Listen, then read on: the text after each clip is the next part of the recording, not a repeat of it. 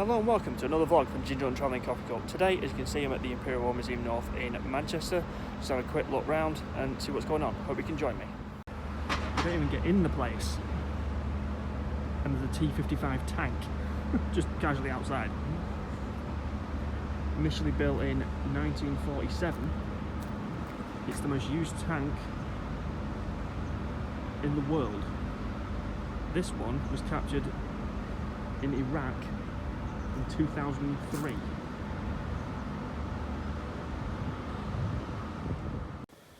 So just a quick disclaimer, due to this video being at the Imperial War Museum North, there's going to be talk of war, death, and everything that led up to and happened during, mainly the lead up to World War II and beyond, and a bit of World War One.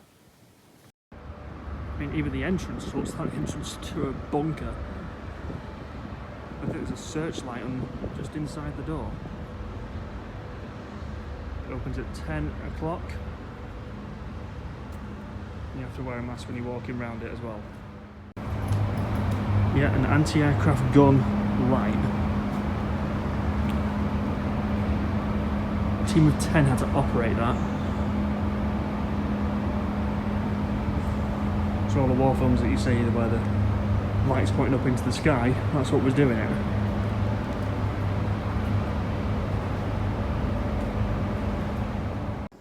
So once you've come in and scanned in and everything like that, you're greeted with these two doors.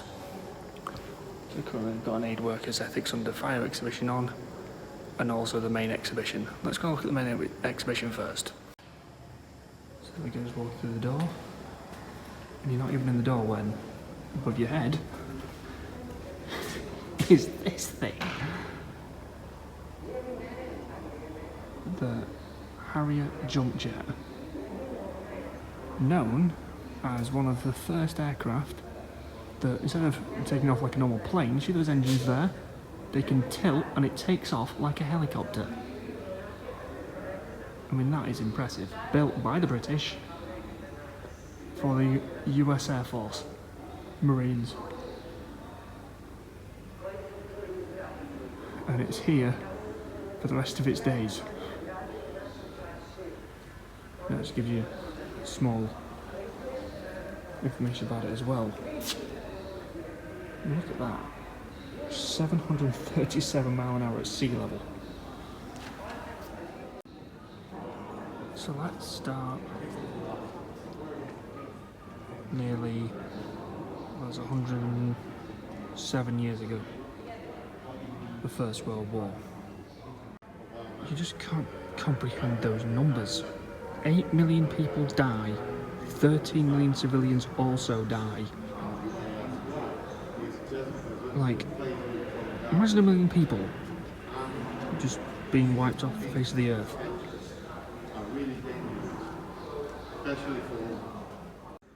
And those numbers are scary.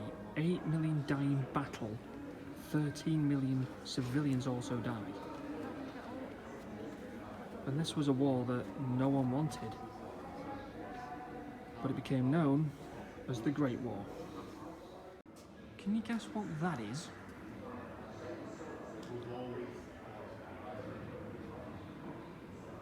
That is a flamethrower off the ship, and I'm not making this up, HMS Vindictive. And there's a little bit of history about it as well. What I want you to do is look at the weaponry that they have through the ages. So, starting from World War I up to present day. And this is technology that's advanced massively over the last century. But war solves nothing. So, but if you don't learn from the lessons of history, you're not going to know how to make yourself better going forward.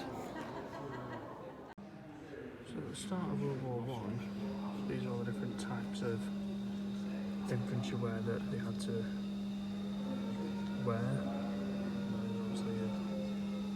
spray for digging the trench, some shells, and a infantry rangefinder used for seeing how far away a particular enemy was. And that is what a British soldier wore going to war. But you know, it's all the awards stuff that's woven into Britain had an agreement.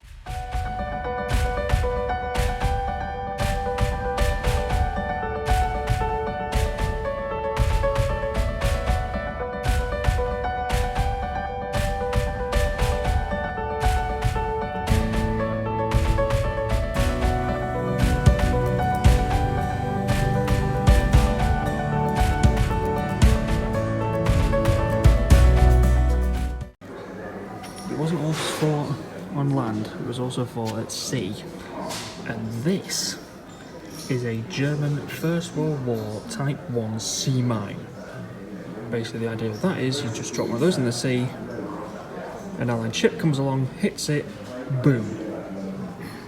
The ship sinks, and everyone on board is lost, along with all the freight it's carrying. Now this contraption is a German A7V tank gun. Just what it says on the tin. You fire them at British tanks and you neutralise them.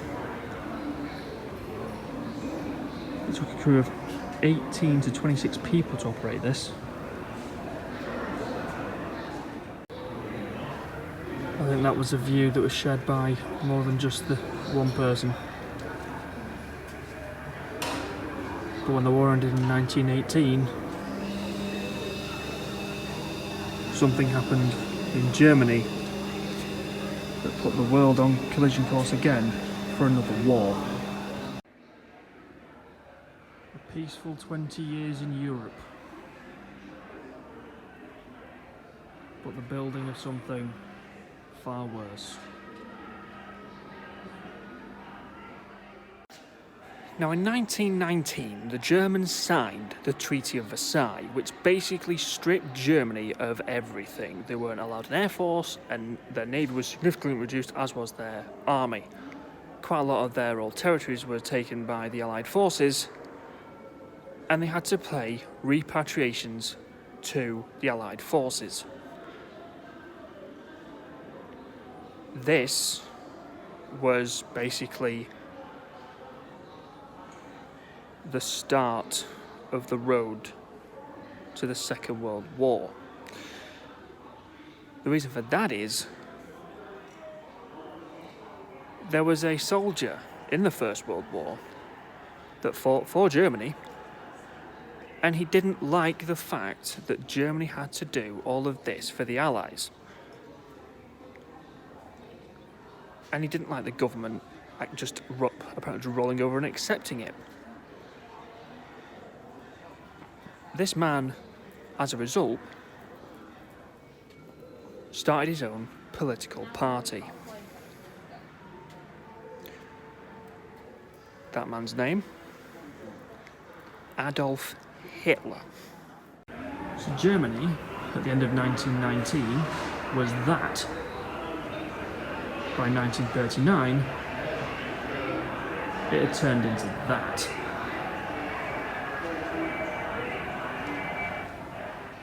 See, Hitler looked at the Treaty of Versailles and went, I don't agree with this. I want Germany's power back. And over the course of the 20 years between the two world wars, that's exactly what he did. He tore up the Treaty of Versailles and went, no, not listening to that. We're going to rebuild the Navy, rebuild the Air Force, and increase our army. Which, if he'd stopped there, probably wouldn't have led to a war. Who knows? But what Hitler did next is something that the world still can't believe happened to this day.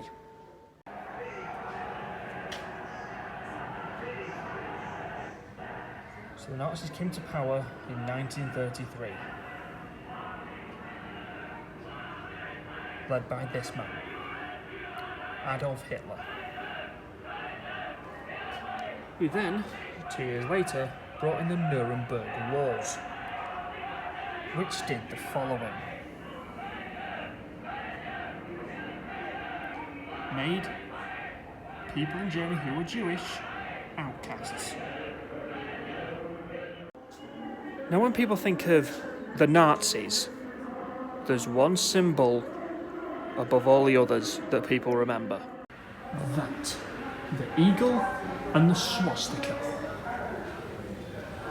And beneath it, it gives you basically a representation as to exactly why they chose that symbol. Now Hitler's rise to power was quick. Think about it, the war ended in 1919, and by 1930 he runs the joint. His next move? So he comes to power and thinks, right, I want our land back. I want Lebensraum, which translates into, from German to English, as living space. So in 1936, he takes back the Rhineland, which is a violation of the Treaty of Versailles, but Britain and France took no action. The first move of Hitler's Lebensraum. Then there was the annexation of Austria, and he also wanted a part of Czechoslovakia that was German speaking. And this man, Neville Chamberlain, got off a plane and said, peace in our time, you can have part of Czechoslovakia that's got the German speaking Czechs in. 6 months later, Hitler took it all. So then, just think about it. He's got the Rhineland back, he's got Austria back, and parts of Czechoslovakia. He then looked to his eastern border and saw the country of Poland. And the countdown to the taking of Poland started in April 1939.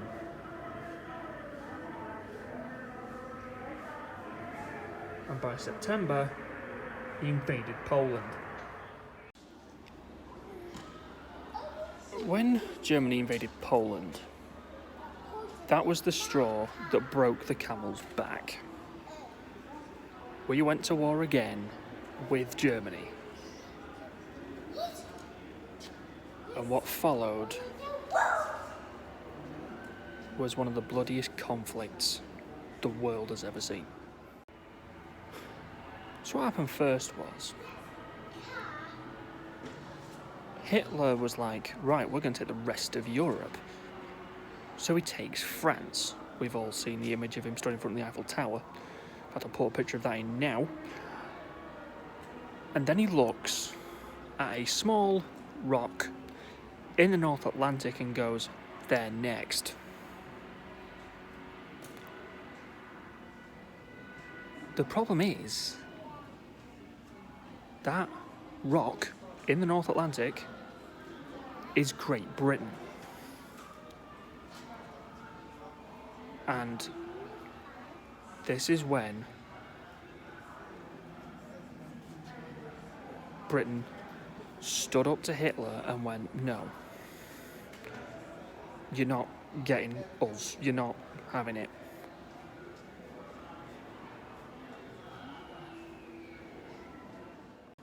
Now when the German Luftwaffe flew over Britain and bombed it, we put these up. These are what we'd now call blimps. They were put up under strategically important sites such as train depots, steel works, but any industry at all. So German bombers had to fly higher, and also with them flying higher, the bombs had less chance of actually hitting their target. And this is a replica made in the exact same fabric as the ones that were flying during the Second World War, and probably helped save some lives. But if the Germans thought we would stay on the defensive, we don't do that. We build one of these, the Rolls-Royce Merlin Mark 73 aero engine. Now, just imagine this, but in the body of a Spitfire, a Hurricane, Lancaster, Mosquito, basically every single warplane that we manufactured. And this was the engine that helped fly it. Now, we all know the term blitzkrieg, basically carpet bomb a city, a town, whatever. But the Germans did it to us, so we did it back to them. We bombed Cologne, and you see some pictures of Cologne after we bombed it, you're like, wow.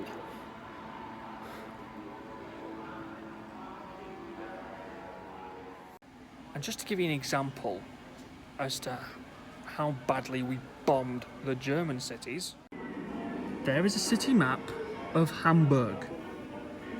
All the areas in red are where Allied bombs fell.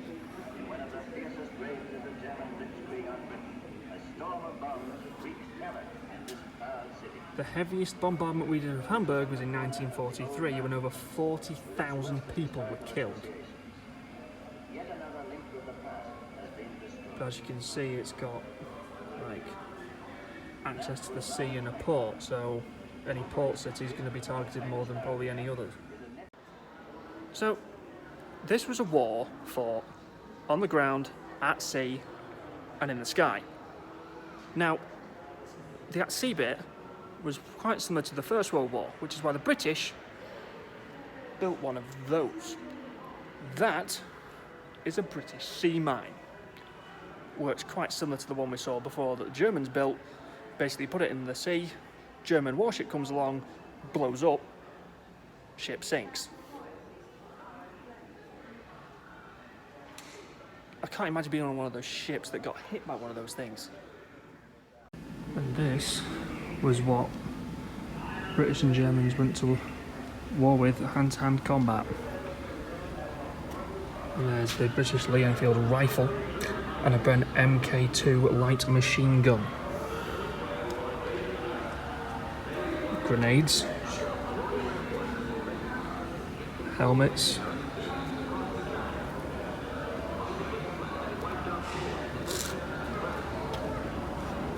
war diaries, letters home,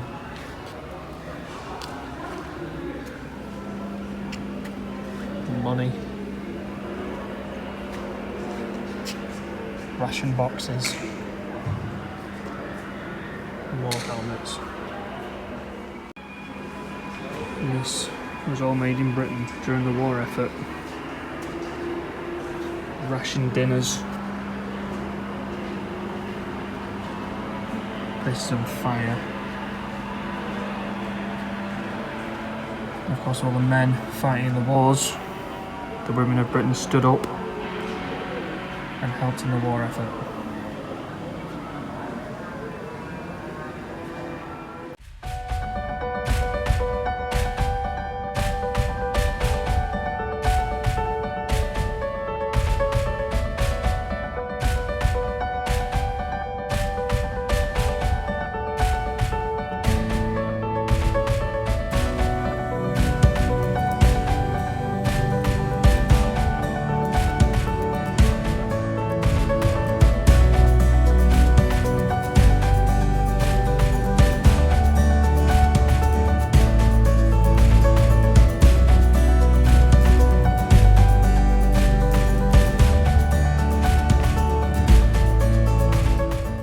Adolf Hitler took most of Europe over. He invaded everywhere.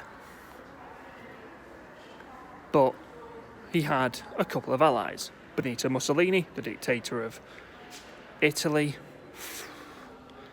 And he'd also signed a pact with Joseph Stalin. Now, he was a man that ran Russia with an iron fist. And basically it was a case of, we'll take Poland, but we're not going to invade you. Oh, no, wouldn't think of it, Joseph. But that didn't last long either. Hitler thought, do you know what? I want Russia now, I want Moscow. And they invaded Russia. The only problem with that is, Russia's quite a big place. And also, there's the Russian winter, which Hitler didn't bank on. The Russian winter came, Germany's advance slowed and then stopped, and then the Russians took back their country.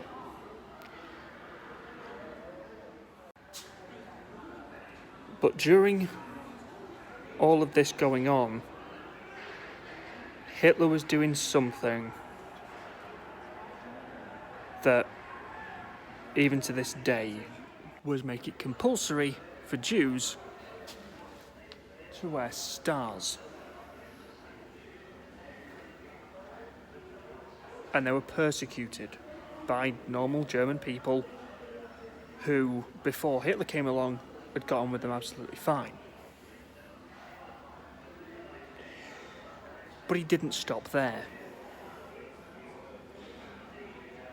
He then got together with the Nazi Party and went, we need to get rid of the Jewish problem.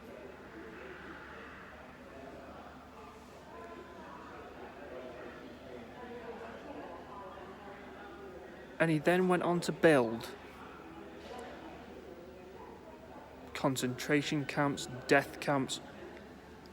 Some of them we all know by name.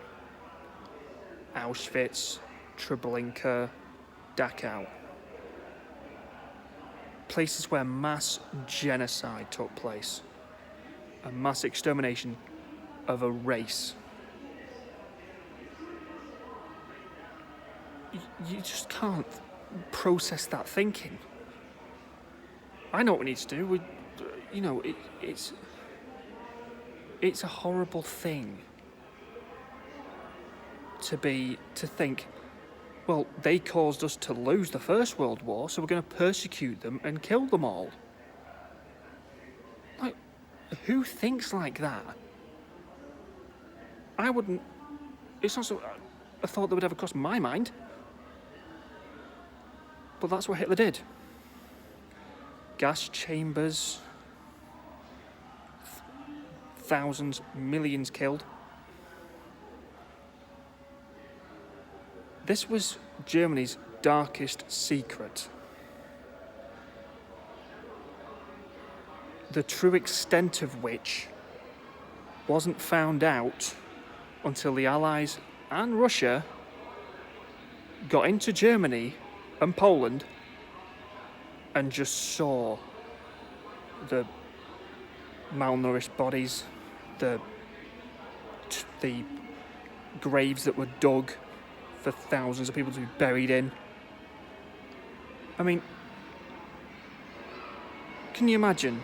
You live somewhere, a political party invades your country, you then put on trains, sent somewhere, you get off, you're told to give all your stuff in, and you never see your family again. They say, oh, you're going for a shower, and you don't come out.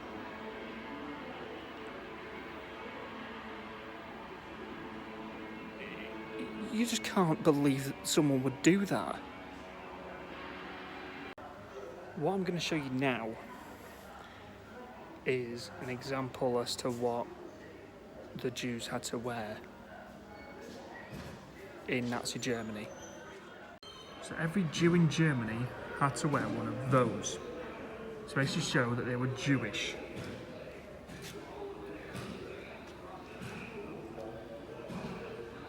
And that's a German Jewish woman, Rosa Dahlberg, who lived in the Netherlands, and she went hiding to avoid arrest. She lived under a false identity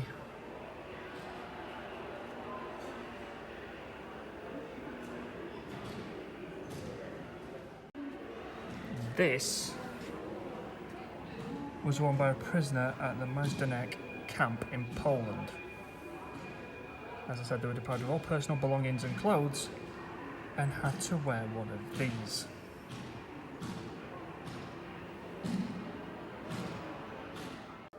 And that is part of the barbed wire that was at Auschwitz-Birkenau concentration camp. And this metal club was used to beat prisoners with.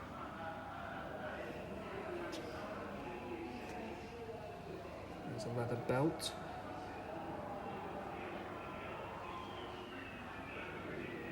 And a part of a flying bomb component. Now that doll was made by children who were liberated from another concentration camp that the Germans had called Bergen-Belsen, along with other memorabilia that has been collected.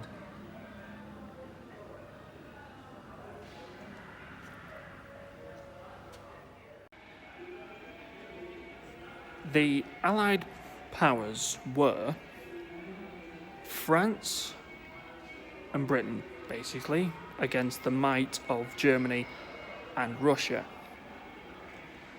However, an event happened on the other side of the world that brought the other superpower into the war. The event in question, Pearl Harbor. The Japanese bombed America. America came into the war and were fighting the war on both fronts. The Japanese in the Pacific, the Germans in the Atlantic. And when the European theatre ended, the Japanese just wouldn't surrender.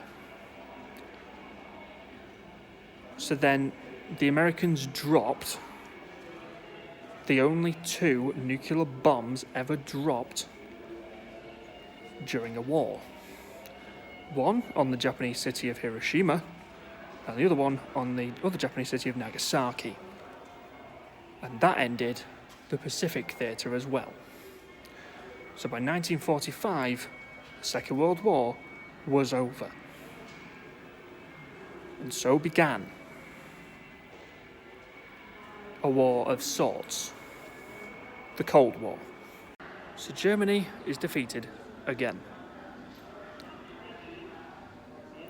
And everything's divvied up between the Allied powers. Russia, who changed side, stopped supporting Germany when the Nazis went, do you know what, we're going to invade. The British, the French, and the Americans. This was the start of the Cold War.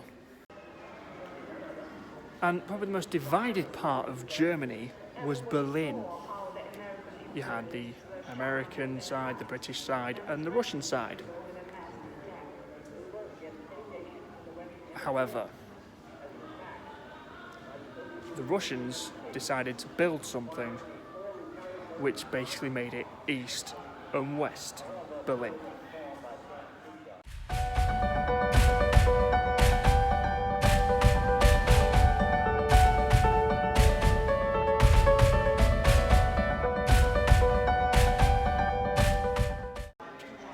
In 1961,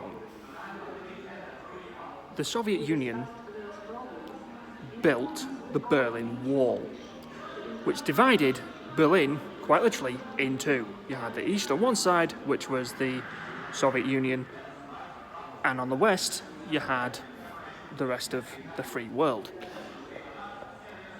And this wall wasn't just a typical wall with nothing defending it. Oh no. There was barbed wire, there was mines, there was gun turrets, and there was searchlights. And here is the only known surviving searchlight that was on the Berlin Wall.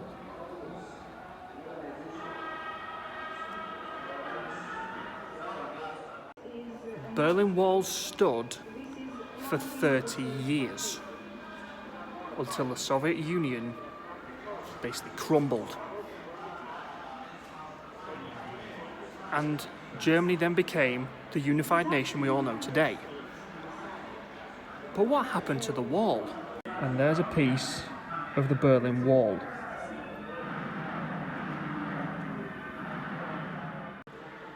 But while the Russian and American Cold War was going on, there was other wars that were more bloody. The Korean War, 1950 to 1953. There's yet to be a peace treaty signed between the two. If you go to the border now, there's basically buildings on both sides, well, buildings that actually straddle the 38th parallel, which is where the north and south meet. But as of yet, currently in 2021, there is no peace treaty signed. Then there was the Vietnam War, a war that America got involved with, but then withdrew in 1973, and then the South Vietnam overran the North in 1975. But between the two, there was probably the biggest flashpoint in the Cold War. So, you see, just off the coast of America, near Florida, is the tiny island of Cuba, which, as of still is today, a nation ran by Fidel Castro. Fidel Castro didn't particularly like the Americans, let's put it that way. And the Americans didn't like him very much. But Fidel Castro had a very big ally, the Soviet Union. So what the Soviet Union did was they put nuclear missiles on Cuba in what became known as the Cuban Missile Crisis. There was tense talks between America and the USSR, as it was then, the end result of which was the withdrawal of these nuclear weapons from Cuba, and a hotline which still exists to this day between America, Washington DC, and Moscow in Russia. That is as close as the world has ever come to nuclear war. And here are some of the posters made for the Cold War.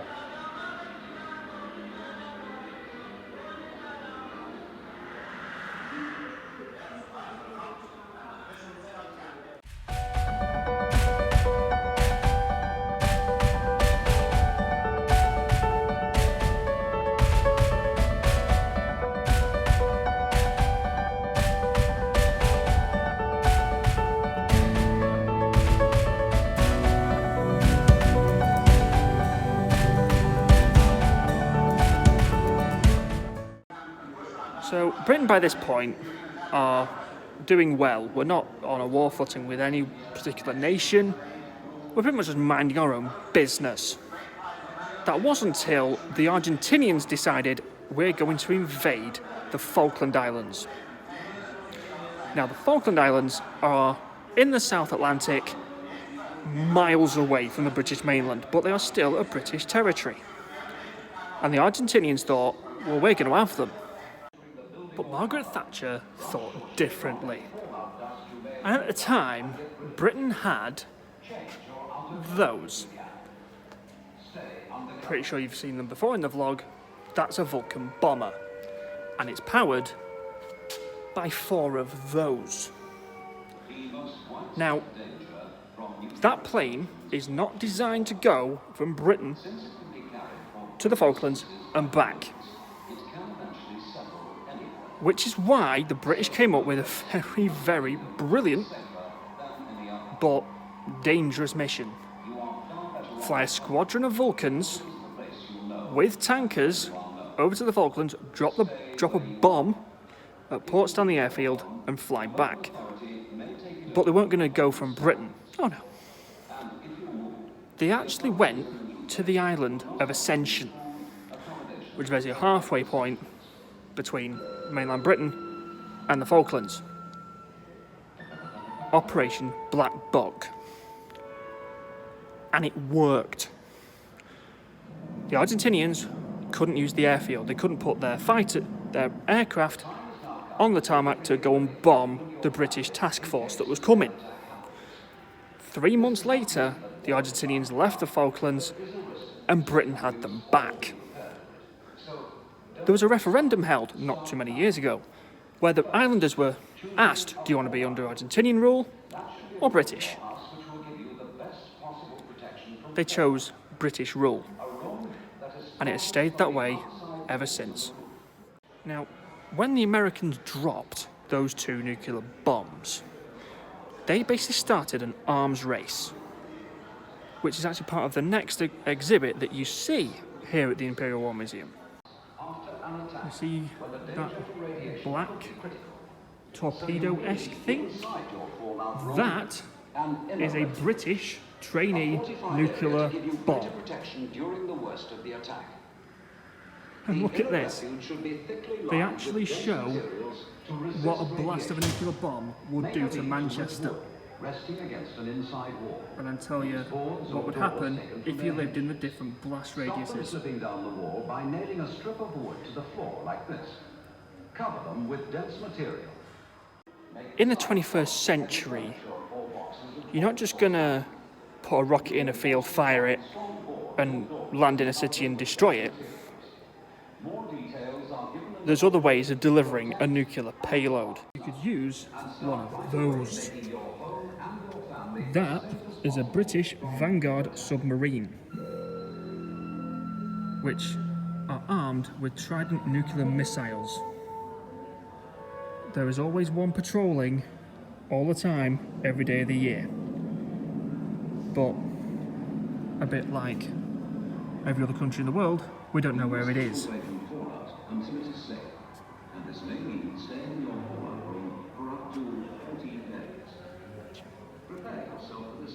And that's a computer guidance system for a British submarine Polaris nuclear missile. And they are a set of safety keys. Those keys are removed after a bomb is loaded onto an aircraft. You pull those out of a nuclear bomb, put it on an aircraft, we all know what's going to happen. Fortunately, one hasn't been dropped in anger since. But war is not country on country anymore. War has changed. The biggest example of that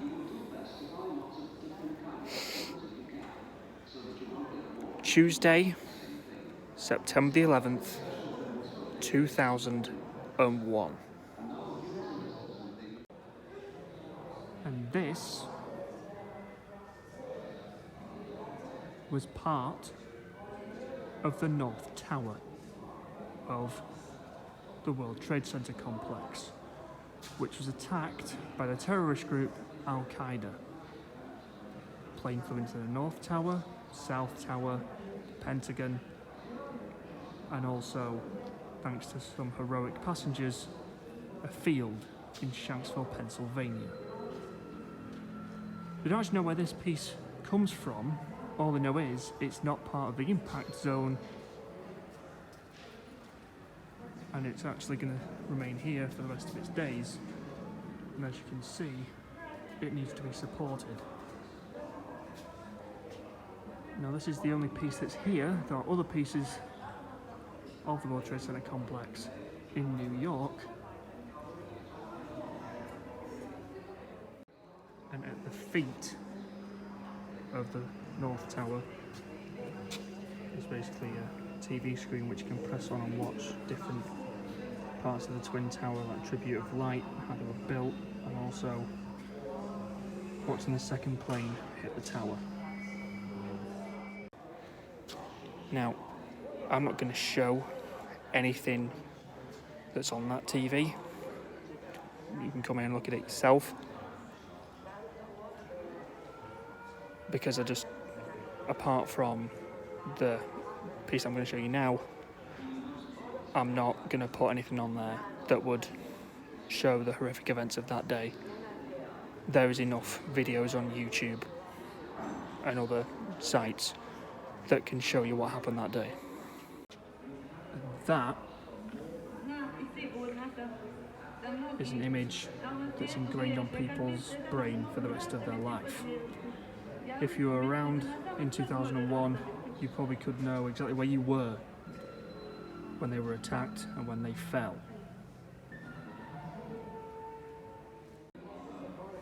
Following September the 11th, the US and the UK invaded Iraq. That is a map of Basra. We were apparently looking for weapons of mass destruction. I don't know if we found any, but we've never been told.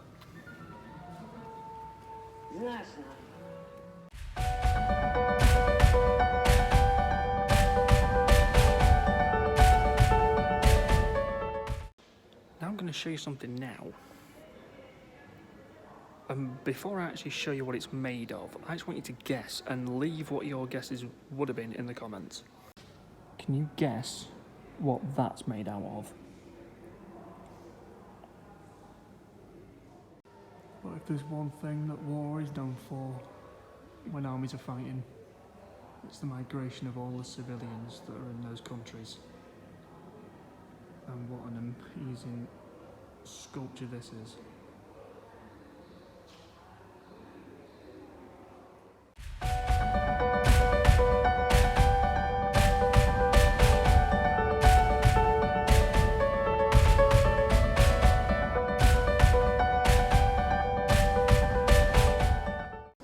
After the main hall, they have different exhibitions on.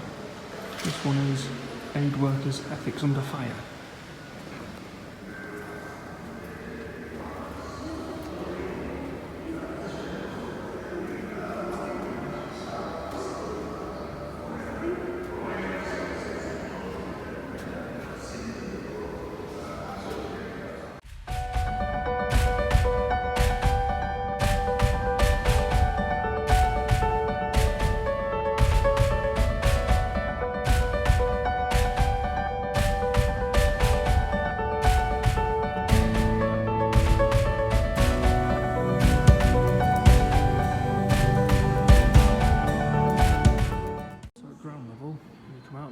And when you come in, there's a coffee shop and also a gift shop as well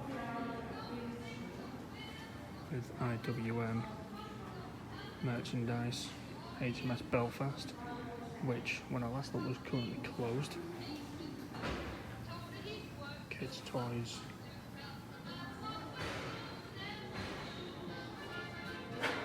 different merchandise for all different either tanks or planes that served Britain during the war.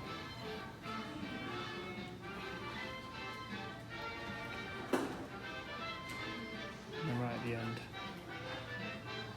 books that cover Britain itself and all the different wars. Now I'm just on the outside of the Imperial War Museum, and you see where that gap is there? That was a viewing platform where you could get a view of Media City and the Lowry Outlet Mall. However, it's been shut for nearly 4 years.